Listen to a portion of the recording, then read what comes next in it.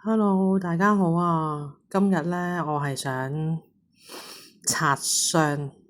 呢個咧應該係雅寶嘅鎖匙扣。咁我睇下我會唔會有機會抽到特別版。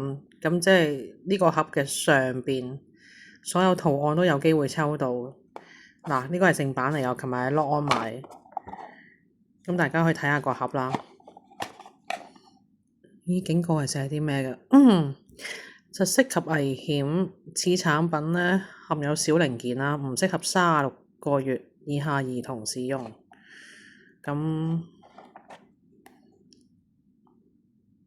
即係有機會係呢四款或者呢兩款，但係呢兩款係咪特別版呢？即係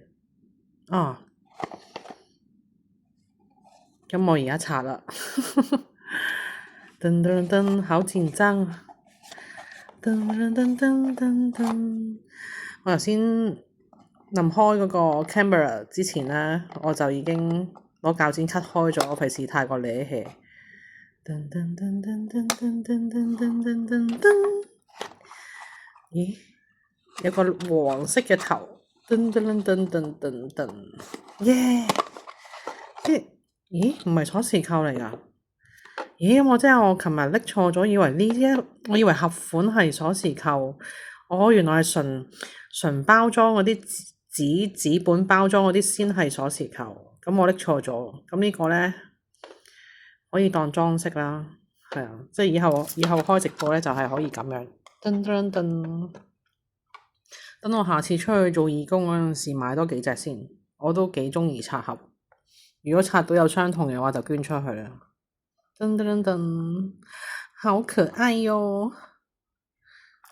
噔噔噔，今日嘅拆箱完畢，即係大家好似我咁樣幾乸窮都好啦，都走去買返正版啦，千祈唔好買淘寶貨，係啊，買雅寶就要買正版。今日嘅開箱嚟到呢度，哇！原來唔係喎，原來我係誤會咗，即係入邊咧個盒入邊係有張紙嘅喎。原來係有24隻款呀！原來呢個盒，即係呢啲盲盒係有24隻款，即係有咁多個款啦。咁我下次買多幾隻返嚟拆先。不過都唔平呀，45蚊一隻，即係等於我一個 lunch 嘅錢。咁好啦，下次見啦，拜拜。